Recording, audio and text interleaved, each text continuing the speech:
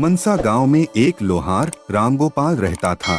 उसका एक भरा पूरा परिवार था जिसका लालन पालन करने के लिए उसे कई बार दिन रात काम करना पड़ता था।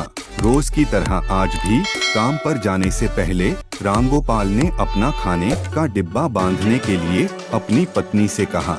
पत्नी जब डिब्बा लेकर आई तो रामगोपाल ने कहा, मुझे आज आने में देर हो जाएगी, शायद मैं रात को ही आऊं। इतना कहकर रामगोपाल अपने काम पर निकल गया। काम पर जाने का रास्ता एक जंगल से होकर गुजरता था। वहां जैसे ही रामगोपाल पहुंचा, उसे कुछ आवाज सुनाई दी।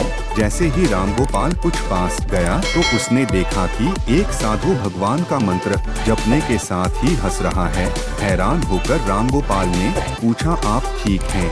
उस साधु को रामगोपाल नहीं जानता था, लेकिन साधु ने एकदम से उसका नाम लेकर कहा, आओ रामगोपाल बेटा, मैं तुम्हारा ही इंतजार कर रहा था। मैं भूखा हूँ, मुझे अपने खाने के डिब्बे से कुछ खिला दो। बाबा से अपना नाम सुनकर रामगोपाल हैरान था, लेकिन उसने कोई सवाल नहीं किया और सीधा अपना खाने का डिब्बा निकालकर उन्हें दे दिया। देखते ही देखते बाबा ने रामगोपाल का सारा खाना खा लिया। उसके बाद उस साधु ने कहा, बेटा मैं तो सारा खाना खा गया, अब तुम क्या खाओगे? मुझे माफ करना। रामगोपाल ने कहा, कोई बात नहीं बाबा, मैं काम के लिए बाजार जा रहा हूँ तो मैं वहीं कुछ खा लूँगा। यह सुनकर उस साधु ने रामगोपाल को खूब आशीर्वाद दिया और भेंट के तौर पर एक हथौड़ा दे दिया। रामगोपाल ने कहा, आपका आशीर्वाद काफी है, मैं इस हथौड़े का क्या करूँगा, इसे आप ही रखिए। साधु ने जवाब देते हुए कहा, बेटा यह मामूली हथौड़ा नहीं है, यह जादुई हथौड़ा है जो मेरे गुरु ने मुझे दिया था और अब मैं तुझे दे रहा हूँ क्योंकि तुम्हारा दिल साफ है। इसका इस्तेमाल अच्छे कामों के लिए ही करना और किसी दूसरे के हाथ में इसे कभी मत देना। इतना कहकर वह बाबा वहां से अदृश्य हो गए। रामगोपाल अपने हाथों में हथौड़ा लेकर बाजार काम करने के लिए चला गया। औजार बनाने से पहले उसके दिमाग में आया कि आज इसी हथौड़े से लोहा पीटता हूँ। जैसे ही उसने लोहे पर हथौड़े से चोट मारी, वो सीधा औजार बन गया। दूसरी चोट में लोहे के बर्तन बन गए। रामगोपाल समझ गया कि यह सही में जादुई हथौड़ा है।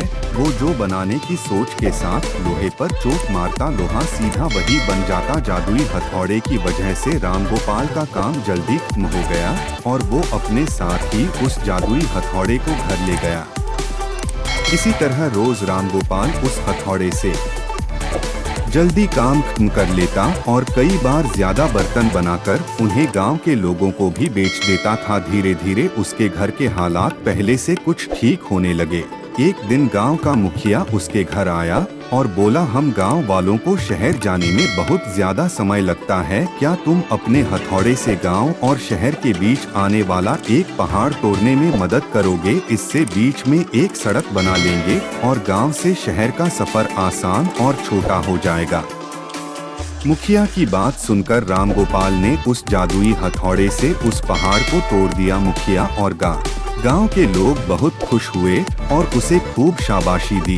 पहाड़ तोड़ने के बाद घर लौटते समय लोहार के मन में हुआ कि इस जादुई हथौड़े से मेरा काम जल्दी हो जाता है, लेकिन कुछ ज्यादा फायदा तो हो नहीं रहा है। इसी सोच में डूबे हुए लोहार घर जाने की जगह दुखी होकर जंगल की तरफ चला गया। उस जंगल में वही साधु बाबा लोहार को दोबारा दिखा। लोहार ने उन्हें अपने मन की सारी बातें बता दी। साधु ने कहा, इसका उपयोग सिर्फ औजार और बर्तन बनाने व पहाड़ तोड़ने तक सीमित नहीं है, इससे तुम अपने मन का कुछ भी बना सकते हो और किसी भी कठिन चीज को आसानी से तोड़ सकते हो।